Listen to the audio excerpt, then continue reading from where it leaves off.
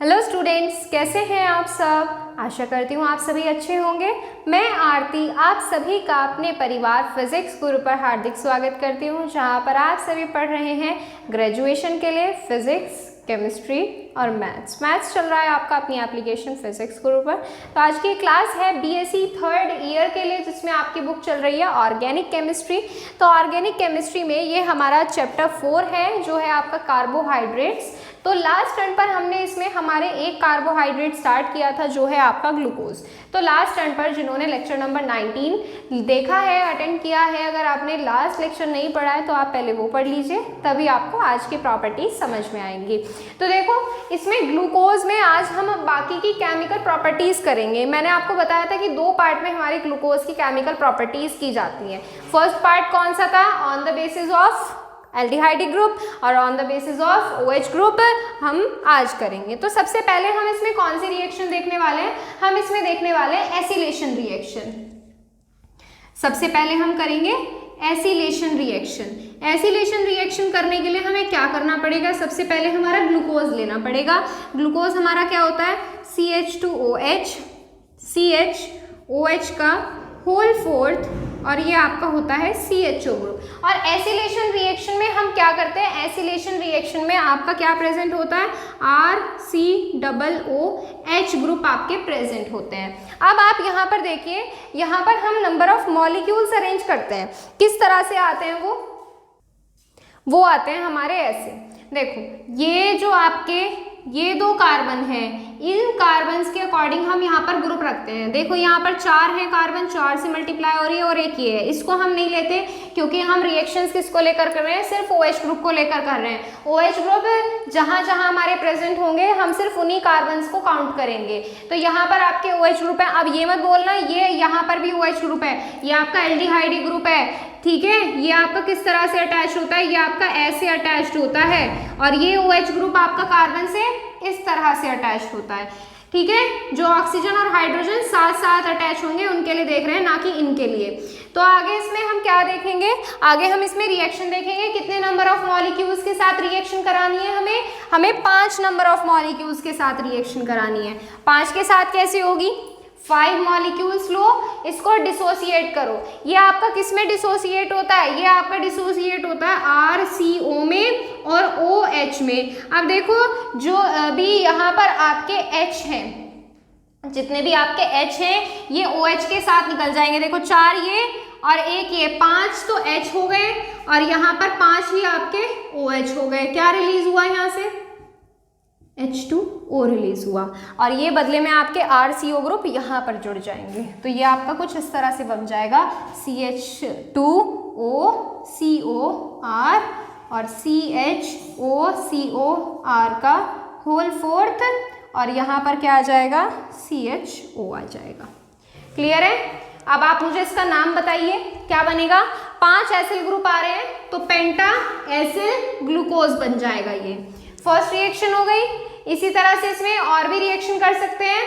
अभी तो यहाँ पर हमने ये किया है, अभी यहाँ पर आप एसिड क्लोराइड के साथ रिएक्शन कर सकते हैं इसकी।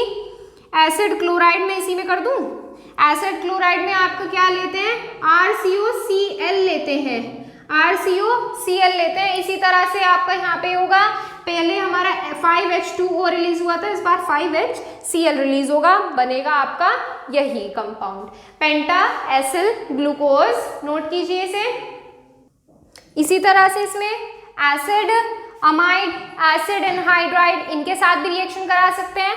मैं आपको बता देती हूँ, एसिड अमाइड अगर हम लेते हैं तो वो क्या आता है, वो आता है आपका, क्या आएगा, CONH2, RCONH2, एसिड अमाइड यही होता है क्या, बिल्कुल यही होता है, एसिड अमाइड यही होता है आपका। तो यहाँ से ये क्या बनेगा, इस बार आपका एक H NH2 के साथ बाहर निकलेगा। तो इस बार यहाँ से क्या रिलीज होंगे, 5 अमोनिया के मॉलिक्यूल्स रिलीज होंगे, बनेगा आपका यही।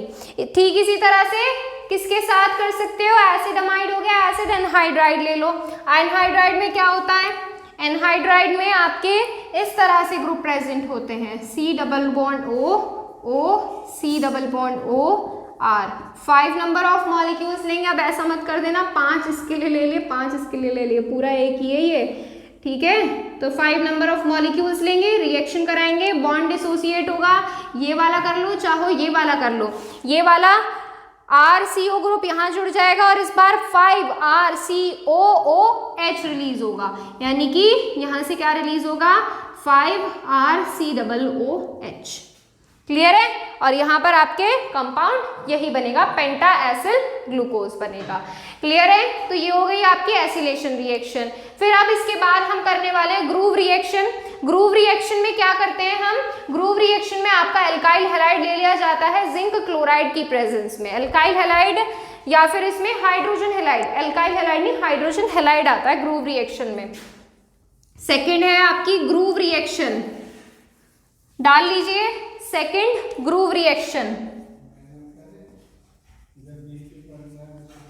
ग्रूव रिएक्शन क्या लेते हैं, HX हाइड्रोजन हैलाइड, प्रेजेंस किसकी लेते हैं हम, ZnCl2 की प्रेजेंस लेते हैं। अब यहां से क्या बनेगा, किसी को कोई आइडिया, किसी को कोई आइडिया क्या बनेगा और क्या रिलीज होगा। देखो मैं आपको बिल्कुल सिंपली तरीके से बताती हूँ। इस बार यहाँ पर हम क्या करेंगे, 5 मॉल्स के लिए कर रहे हैं तो 5 ही आपको HX लेने होंगे। इस बार आपका जो H है यहाँ से ये OH लेकर रिमूव होगा, क्या लेकर रिमूव होगा, OH लेकर रिमूव होगा। HOH मिलकर क्या बना लेंगे, 5H2O बना लेंगे, और ये जो X है ये आपका यहाँ पर जुड़ जाएगा, तो ये क्या आ जाएगा, ये आपका कुछ इस तरह से बन जाएगा X। जब देखो यहां पर हमने क्लोरीन लिया है तो यहां पर भी आप क्लोरीन ले सकते हो,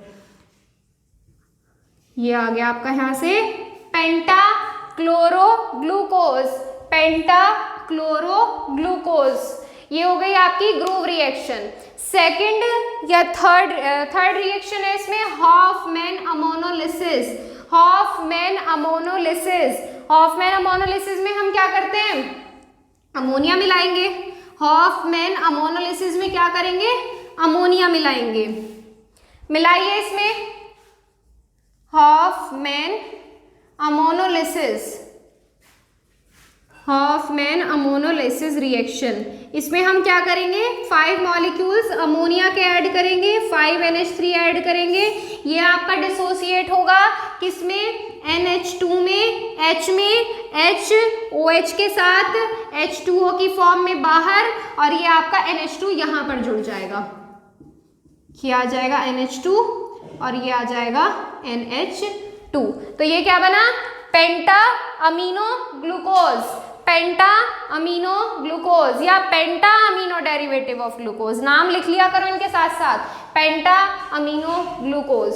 नोट करिए, नोट कर लीजिए आप, इन्हें स्क्रीनशॉट ले लो या फिर। अब इसके बाद हम देखने वाले हैं हमारी नेक्स्ट रिएक्शन। नेक्स्ट रिएक्शन कौन सी कर सकते हैं हम, किसी को कोई आइडिया, कोई रिएक्शन कर सकते हैं, बिल्कुल कर सकते हैं भाई, रिएक्शन तो जितनी चाहो उतनी कर लो।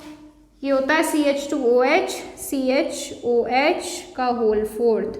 अब इस बार हम करने वाले हैं इसका रिडक्शन। अब आप बोलोगे कि मैम रिडक्शन तो हम कर चुके हैं, भाई रिडक्शन तो आप कर चुके हो, पर वो रिडक्शन किसको लेकर किया था, एल्डिहाइड ग्रुप को लेकर किया था। इस बार हम रिडक्शन करेंगे इन दोनों ग्रुप्स को लेकर, क्या करेंगे, रिडक्शन करेंगे इन दोनों ग्रुप्स को लेकर। 2H लो या फिर जितने मर्जी उतने ले लो, फिलहाल 2 से स्टार्ट करते हैं, आगे ज्यादा भी ले लेंगे। और यहाँ पर कोई भी रिड्यूसिंग एजेंट लेना नहीं भूलेगा, यहाँ पर क्या ले सकते हो, ZnHgCl, ZnHgHcl, ये जो होता है आपका, ये अमलगम होता है, क्या होता है, अमलगम होता है। तो ये इसके प्रेजेंस में आप इसकी रिएक्शन कराओगे, यानी कि इसका रिडक्शन करोगे। जब इसका रिडक्शन करोगे तो यहाँ से पता है क्या होगा, ये जो दोनों H है ना, इस एल्डिहाइड ग्रुप पर को चेंज कर देंगे। सबसे पहले हमें इस ग्रुप को हटाना पड़ेगा, तो यहाँ पर आपका क्या बन जाएगा, यहाँ पर आपका OH, ये क्या बना, किसी को कोई आइडिया ये क्या बना, भैया आपका सॉर्बिटॉल बना है। सॉर्बिटॉल में मैंने बताया था ना, दोनों साइड आपके CHOH ग्रुप प्रेजेंट होते हैं। अब हम क्या करते हैं, और ज्यादा इसका रिडक्शन करेंगे, और ज्यादा इसका रिडक्शन करने पर क्या होगा, देखो जितने भी ये O है ना, रिडक्शन करेंगे ना तो हमें सिर्फ हाइड्रोजन चाहिए। हम कहेंगे कि हमें ऑक्सीजन की जरूरत नहीं है, हम चुन चुन के ऑक्सीजन निकालेंगे। कैसे निकालोगे, देखो एक ये है, एक ये है और 4 ये, 6 ऑक्सीजन है, 6 ऑक्सीजन रिमूव करने हैं। तो यहाँ से मान लो मैंने 6 ऑक्सीजन H2O की फॉर्म में बाहर भेज दिए। अभी हम रिएक्शन करना सीख रहे हैं, ठीक है, बाहर भेज दिए, तो यहाँ से क्या बचा, यहाँ से इनकी वैलेंसी भी कंप्लीट करनी पड़ेगी। भाई वैलेंसी कंप्लीट किस तरह से होती है, यहाँ पर आपका क्या बचा, ये आ गया आपका CH3, ये आपका आ गया यहाँ से CH2 का होल फोर्थ, और यहाँ पर क्या बचा, CH3 बचा। ये तो बन गया आपका N हेक्सेन, ये बना यहाँ से N हेक्सेन बना। अब हमारे हाइड्रोजन भी तो बैलेंस करने पड़ेंगे। भाई यहाँ पर हमारे हाइड्रोजन हमने H2O ऑक्सीजन की फॉर्म में बाहर भेज दिए, तो यहाँ पर कितने बचे, 12 हाइड्रोजन, तो 12 हाइड्रोजन हमें इसमें ऐड करने होंगे। और क्लियर है, तो ये हो गई इसकी रिडक्शन रिएक्शन, कंप्लीट हो गई रिडक्शन रिएक्शन। अब इसके बाद इसका ऑक्सीडेशन भी देखेंगे। चलिए पहले इसका स्क्रीनशॉट लीजिए, फिर ऑक्सीडेशन देखते हैं। ऑक्सीडेशन वैसे इसका कुछ खास है नहीं, पर देख लो, फिर भी सारी कराने हैं हमें, तो खास हो या ना हो सारी करानी है, बस आपको बता देना है कि कौन सी स्पेशल है कौन सी नहीं। अब देखो ऑक्सीडेशन क्या होता है, ऑक्सीडेशन भैया ऑक्सीडेशन होता है, ऑक्सीजन मिलानी पड़ती है इसमें। और ऑक्सीडेशन जो होता है किसकी प्रेजेंस में होता है, ऑक्सीडाइजिंग एजेंट KMnO4 या K2Cr2O7, KMnO4 या K2Cr2O7 या फिर डाइल्यूटेड HNO3,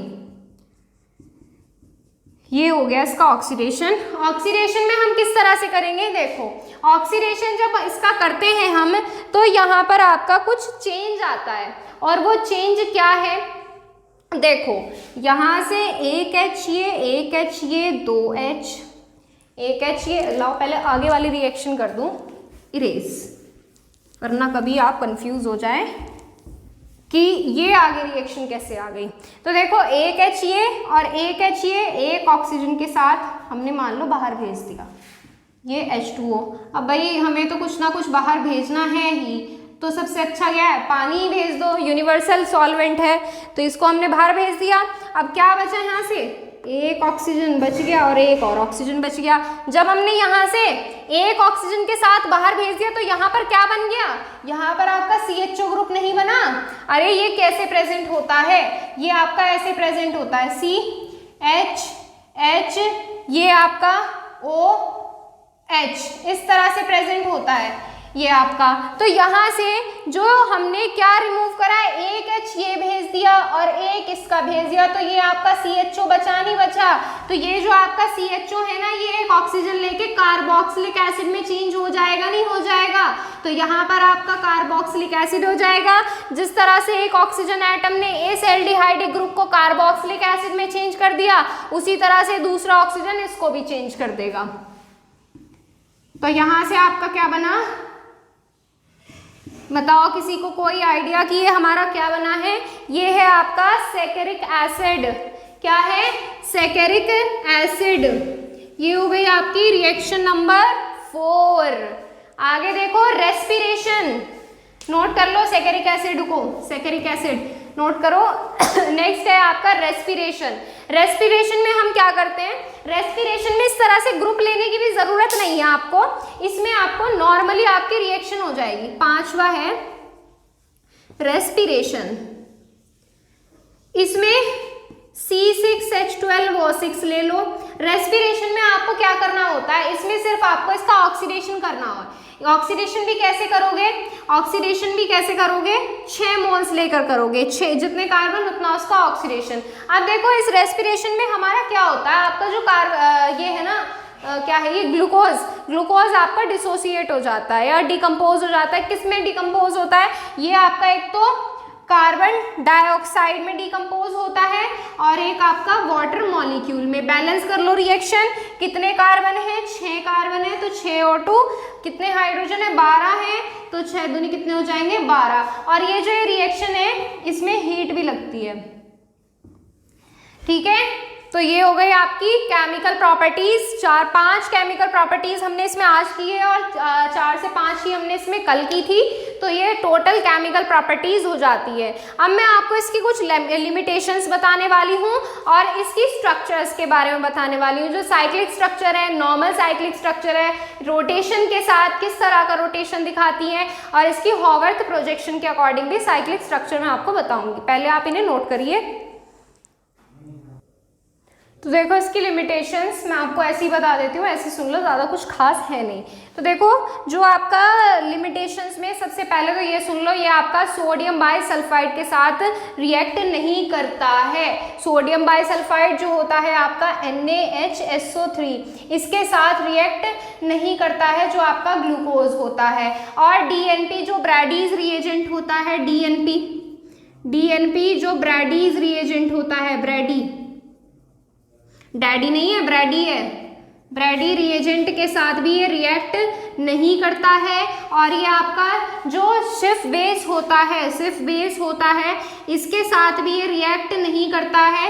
इसके साथ ये रिएक्ट ना करने का एक प्रॉपर रीजन है। क्या रीजन है? जो आपका ग्लूकोज है, स्ट्रक्चर देखिए इसकी, ग्लूकोज की स्ट्रक्चर में जो आपका एल्डिहाइडिक ग्रुप होता है इतना ज्यादा फ्री नहीं होता है। तो इतने ज्यादा फ्री ना होने की वजह से इतना खास रिएक्टिव नहीं होता कि ये सिर्फ बेस के साथ रिएक्ट कर सके। क्लियर है? तो आगे इसमें और भी है लिमिटेशंस। अब देखो इसमें मैं आपको बता देती हूँ, जो आपका ग्लूकोज होता है, ग्लूकोज दो फॉर्म में एग्जिस्ट करता है। कौन सी दो फॉर्म में एग्जिस्ट करता है? एक होती है अल्फा फॉर्म और एक होती है beta form.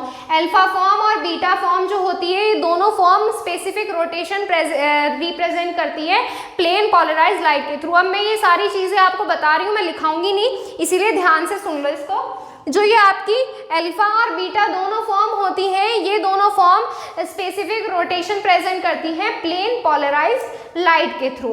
Plane polarised light आप सभी जानते हैं, सबने पढ़ रखी है प्लेन पोलराइज्ड लाइट क्या है। तो प्लेन पोलराइज्ड लाइट के थ्रू अलग अलग रोटेशन रिप्रेजेंट करेंगे। जैसे आपकी प्लेन पोलराइज्ड लाइट के लिए जो आपकी अल्फा फॉर्म होगी, ये 110 डिग्री का रोटेशन दिखाएगी। कितने का? 110 डिग्री का रोटेशन दिखाएगी। वहीं आपकी बीटा फॉर्म जो होगी, ये सिर्फ 19 डिग्री का रोटेशन दिखाएगी। कितना? 19 डिग्री का रोटेशन दिखाएगी। तो ये सारी चीजें हैं। अब ये सारी चीजें जो हैं ओपन चेन स्ट्रक्चर के थ्रू नहीं वेरीफाई की जा सकती, जो हमने ओपन चेन स्ट्रक्चर के थ्रू पढ़ी थी। ये सारी चीजें हम पढ़ने वाले हैं किसके थ्रू? ये इसकी साइक्लिक स्ट्रक्चर के थ्रू। साइक्लिक स्ट्रक्चर ही जो है वो उसमें प्रॉपर रोटेशन दिखा पाती है, तो उसी के थ्रू हम इसको पढ़ने वाले हैं। तो अगर आप इनको नोट करना चाहते हैं तो नोट कर लीजिए। मैं आपको साइक्लिक स्ट्रक्चर के बारे में बताने वाली हूँ।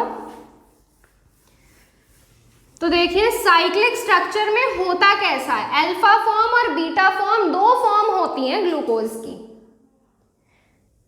जिनमें से अल्फा फॉर्म जो होती है वो कब बनती है? अल्फा फॉर्म जब बनती है जब आपका ग्लूकोज जो होता है अल्कोहलिक सॉल्यूशन में के साथ रिएक्ट करता है, अल्कोहलिक सॉल्यूशन के साथ रिएक्ट करता है। ये मैं आपको फॉर्म में बता रही हूँ कि कौन सी फॉर्म कब बनती है, कब एग्जिस्ट करती है।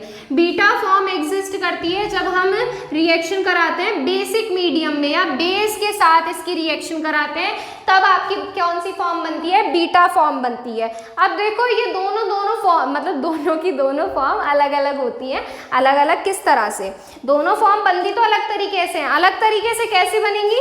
ये सिर्फ OH के बेसिस पर बनेंगी। देखो मैं आपको बताती हूँ एक सिंपल सी चीज, मैं आपको इसके स्ट्रक्चर के थ्रू ही समझाती हूँ। इसमें आपकी जो स्ट्रक्चर होती है, इसमें एल्डिहाइडिक ग्रुप कॉर्नर पर प्रेजेंट नहीं होता है। जैसे हमने ओपन चेन स्ट्रक्चर पढ़ी, जो असल में उसका एल्डिहाइडिक ग्रुप पढ़ा हमने नीचे रख दिया था हमारी हिसाब से कि हमें इतना इजी पड़ेगा तो थोड़ा हमें रिएक्शन करने में आसान होगी, लेकिन एक्चुअल में जो एल्डिहाइडिक ग्रुप होता है वो सेकंड कार्बन से जुड़ा होता है। एल्डिहाइडिक ग्रुप का भी ऑक्सीजन सेकंड कार्बन से जुड़ा होता है। सबसे पहले 6 कार्बन की चेन बनाओ, 3, 4, 5, 6, ये आपकी बन गई 6 कार्बन की चेन। अब इसमें से एक कार्बन पर आपका CH2OH ग्रुप जुड़ा होता है। क्लियर है इतनी बात? अब ये जो है आपके यहाँ पर ये 2 सींगे लगाए हैं हमने, सींग बना दिए, इसके उगा दिए हैं, तो इनका भी मैं बताऊंगी आपको। लेकिन सबसे पहले हम यहाँ पर क्या करते हैं, हम यहाँ पर ग्रुप रखेंगे। अब देखो यहाँ से काउंट करें तो सेकंड कार्बन ये बैठ रहा है आप लोगों का, सेकंड कार्बन ये बैठ रहा है आप लोगों का। इस वाले कार्बन से आपका ऑक्सीजन ग्रुप जुड़ा होता है। अब ये ऑक्सीजन ऐसे ही तो जुड़ा नहीं होगा भाई, साइक्लिक स्ट्रक्चर है तो हमें बंद भी करना पड़ेगा। इसको बंद कैसे करोगे? इसको आप इससे जोड़ोगे तो ये बंद हो जाएगा। अब आपको HOH ग्रुप अरेंज करने हैं। यहाँ HOH की डायरेक्शन हम चेंज इसलिए करते हैं ताकि इसमें रिपल्सन ना आए ज्यादा। OH, H, H, OH। अब देखो इसमें आपके HOH को बैलेंस भी करना पड़ेगा। यहाँ से ऑक्सीजन काउंट कर लो कितने हैं, 1 2 3 4 4 5 ऑक्सीजन आ गए हैं यहाँ पर। अभी एक ऑक्सीजन और अरेंज करना है। अब देखो ये जो हमने सिंक से छोड़ दिए ना, इसके यहाँ पर आएंगे ऑक्सीजन और यही बताएंगे कि आपकी फॉर्म कौन सी है, अल्फा फॉर्म है या फिर आपकी ये बीटा फॉर्म है। किस तरह से बताने वाली हूँ मैं, देखो ये पता चलता है इन डायरेक्शन के बेसिस पर। अगर अल्फा फॉर्म तब बनती है जब आपका OH किधर प्रेजेंट होता है, राइट हैंड साइड पर। ऐसे देखना अपना राइट हैंड साइड जब कॉपी पर बनाओगे, मेरा राइट हैंड साइड मत देखो, मेरा राइट हैंड साइड तो उधर पड़ेगा अगर मैं आपको समझाऊंगी इधर से, लेकिन जब आप कॉपी पे बनाओगे तो अपना राइट हैंड साइड देखना। तब अगर RHS पर OH प्रेजेंट है तो ये बनेगी अल्फा फॉर्म, और अगर आपका लेफ्ट साइड पर OH प्रेजेंट है तो ये बनेगी बीटा फॉर्म। तो ये हो गया आपका अल्फा ग्लूकोज, जो आपका रोटेशन दिखाएगा 110 डिग्री का रोटेशन। इसका स्क्रीनशॉट लो फटाफट से, जल्दी से स्क्रीनशॉट लो इसका। अब देखो बीटा फॉर्म कब बनेगी, बीटा फॉर्म तब बनेगी अगर यही OH, यही वाला OH मैं किस साइड रख दूं, लेफ्ट हैंड साइड पर रख दूं, और तो ये बीटा फॉर्म होएगी। और कितना रोटेशन दिखाएगी, 19 डिग्री का रोटेशन दिखाएगी, 19 डिग्री का रोटेशन दिखाएगी। और जो ये अल्फा फॉर्म है, अल्फा फॉर्म है और बीटा फॉर्म है, बीटा फॉर्म है, ये दोनों फॉर्म मिलकर एक स्टेबल कॉन्फ़िगरेशन दिखाएंगी। क्या देंगी, एक स्टेबल कॉन्फ़िगरेशन देंगी। और जो ये स्टेबल कॉन्फ़िगरेशन आता है, ये आता है आपका 52.5 डिग्री के रोटेशन पर। कितने पे आता है, 52.5 डिग्री का रोटेशन दिखाता है। और ये रोटेशन कैसा दिखाता है, ये आपका म्यूटा रोटेशन शो करता है, म्यूटा रोटेशन शो करता है। क्लियर है, तो ये हो गई इसकी ओपन चेन स्ट्रक्चर। अल्फा के लिए बता दी, बीटा के लिए भी बता दी, रोटेशन बता दिया कितना होता है, 19 डिग्री का होता है। अल्फा फॉर्म और बीटा फॉर्म दोनों मिलकर स्टेबल कॉन्फ़िगरेशन देती हैं। स्टेबल कॉन्फ़िगरेशन जो होता है ग्लूकोज का वो कितना होता है, 52.5 डिग्री का होता है। क्लियर है इतनी बात। अब मैं इसमें आपको हॉवर्थ वाली साइक्लिक स्ट्रक्चर बताने वाली हूँ। हॉवर्थ की साइक्लिक स्ट्रक्चर इससे कंप्लीटली डिफरेंट है, तो उसको भी ध्यान से पढ़िएगा। तो आप इसका स्क्रीनशॉट ले लीजिए, फिर हम हॉवर्थ की तरफ चलते हैं। चलिए, आशा करती हूँ आप सभी ने इसका स्क्रीनशॉट लिया होगा। अब हम हमारी हॉवर्थ की साइक्लिक स्ट्रक्चर की तरफ चलते हैं। किसकी, हॉवर्थ। हॉवर्थ ने साइक्लिक स्ट्रक्चर दी थी और उन्होंने ये कहा था कि जो आपका ग्लूकोज होता है वो आपकी पायरानोज जैसी एक साइक्लिक स्ट्रक्चर देता है, जिसमें आपके 5 कार्बन जो होते हैं चेन का पार्ट होते हैं, साइक्लिक चेन का पार्ट होते हैं, और जो आपका 5वां कार्बन है उसमें ऑक्सीजन से जुड़ा होता है। जैसे अभी हमने यहाँ पर एक स्ट्रक्चर देखी जिसमें सारे कार्बन एक ही रो में प्रेजेंट थे, कार्बन आपस में जुड़े हुए थे। एक कार्बन हमने रिंग से बाहर लिया था ना, जो बिल्कुल नीचे बच गया था, जो बिल्कुल सबसे कॉर्नर में, वो हमने रिंग से बाहर रखा था ना। तो इसी तरह से आपकी जो स्ट्रक्चर है ये हॉवर्थ के अकॉर्डिंग इन्होंने पायरानोज को लेकर स्ट्रक्चर दी थी। पायरानोज की स्ट्रक्चर जैसी होती है ना, ऐसी पायरानोज की स्ट्रक्चर कैसी होती है वो भी मैं बताऊंगी, लेकिन वो बताऊंगी सुक्रोज में। क्लियर है। तो सबसे पहले इसकी स्ट्रक्चर देखिए, और इसमें भी अल्फा फॉर्म और बीटा फॉर्म बनती है, ये बात ध्यान रखिएगा। और वो कैसे बनती है ये भी चीज मैं आपको बताऊंगी आज ही। तो देखो ये होती है आपकी कुछ इस तरह से, यहाँ पर कार्बन होता है, थोड़ी सी बड़ी बनाते हैं स्ट्रक्चर क्योंकि फिर हमें H और OH रखने में दिक्कत आएगी। तो सबसे पहले ये कार्बन, एक ये कार्बन, फिर एक ये कार्बन, एक कार्बन इधर और एक कार्बन इधर, ये हो गए आपके 5 कार्बन। इन दोनों को, इन सारों को बॉन्ड से जोड़ दूं मैं इस तरह से। अब देखो ये 5 कार्बन आ गए आपके। अब ये छठा जो कार्बन आता है, कार्बन की जगह यहाँ पर आता है आपका ऑक्सीजन। क्या आता है? ऑक्सीजन। और जो छठा कार्बन होता है ये इस तरह से बेचारा अलग बाहर रखा होता है। क्या रखा होता है? अलग बाहर रखा होता है। जैसे हमने अभी स्ट्रक्चर पढ़ी थी ना, उसमें CH2OH को हमने एक तरफ फेंक दिया था, इसी तरह से इसमें भी करना है आपको। अब देखो यहाँ पर हम क्या करेंगे, यहाँ पर हम देखेंगे H और OH अरेंज करेंगे। तो यहाँ पर मैं HOH इस तरह से अरेंज कर सकती हूँ,